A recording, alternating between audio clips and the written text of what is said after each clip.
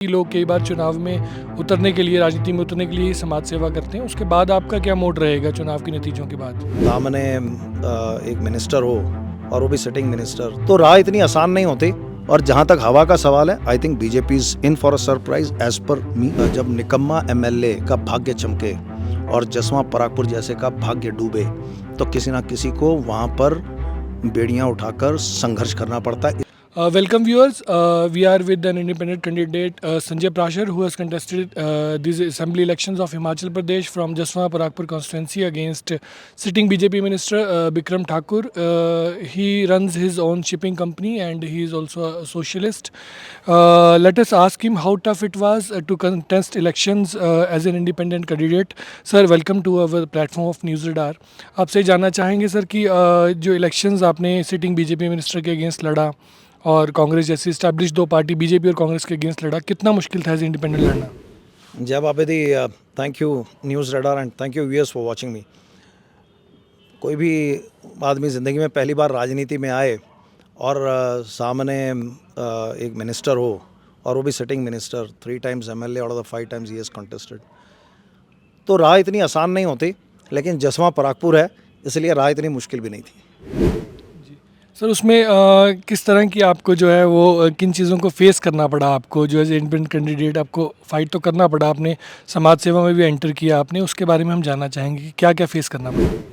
देखिए, सबसे बड़ा चैलेंज ये होता है कि लोग एक्सेप्ट करें आपको कि आप उनके लीडर हैं, और उससे ज़्यादा ये एक्सेप्ट करें कि ये हम में से ही एक है और जो ये काम कर रहा है ये सारी ज़िंदगी हमारे साथ मिलकर करेगा, ईमानदार है।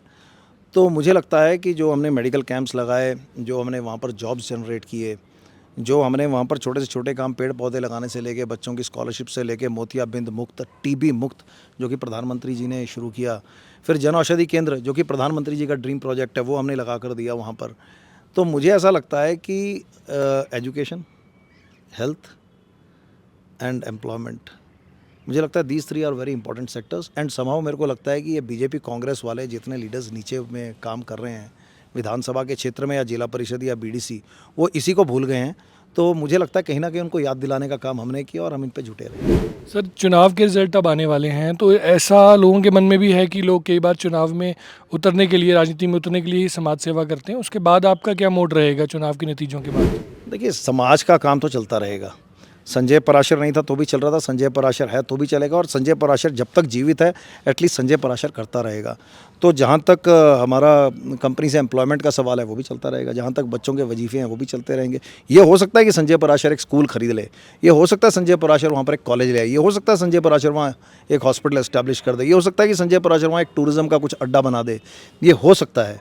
और इलेक्शन जीतेगा तो ये 100 गुना हो सकता है, नहीं तो ये लीनियर इक्वेशन पर होगा, और अगर इलेक्शन जीतेंगे तो एक्सपोनेंशियल पर होगा। तो सामाजिक काम चलते रहेंगे और संजय पराशर की आखिरी सांस तक संजय पराशर जसवां परागपुर में रहेगा।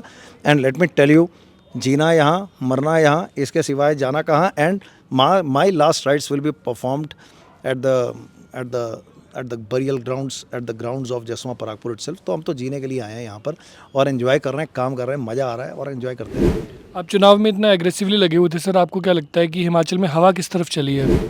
एग्रेसिवली इसलिए लगना पड़ा कि जब निकम्मा एमएलए का भाग्य चमके और जसवां परागपुर जैसे का भाग्य डूबे, तो किसी ना किसी को वहाँ पर बेड़ियां उठाकर संघर्ष करना पड़ता है। इसलिए संघर्ष किया, लोगों के लिए किया, और लोगों ने भी संघर्ष किया। कुछ हद तक गुंडागर्दी, बदतमीज़ी और ठेकेदारी ये एक सिक्का बन गया है।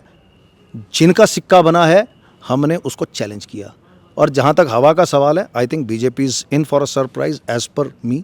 अब हम कोई भैया एकदम कोई घिसे हुए पॉलिटिशियंस तो है नहीं कि जो हम कह दें जी हम पूरे हिमाचल की जानकारी रखते हैं, ऐसा नहीं है।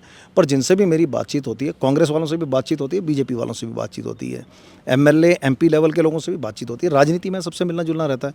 पर जो मेरे को अंडर करंट नज़र आ रहा है, 40% वोटर जो रहा वो साइलेंट वोटर रहा। अब ये 40% साइलेंट वोटर किसके लिए रहा, मुझे लगता है ये 8 तारीख के नतीजे आएंगे, वही बताएगा। और सर, एक आखिरी सवाल कि बाई चांस मान लीजिए कि हिमाचल में हंग असेंबली आ गई और आप भी विनिंग कैंडिडेट्स की लिस्ट में हो, तो आपकी सपोर्ट किसको रहेगी, कांग्रेस को या बीजेपी को? जो जसवां परागपुर में मेडिकल कॉलेज लगा दे, जो 3000 किलोमीटर सड़क बना दे, जो हमारे इंजीनियरिंग कॉलेज ले आए, हमें लिखित में आश्वासन दे दे, इशू बेस्ड सपोर्ट होगा, हमको तो जसवां परागपुर से मतलब है। शिमला वाले हिमाचल की चिंता कर लें, हमें जसवां परागपुर की चिंता है। धन्यवाद। Thank you so much sir.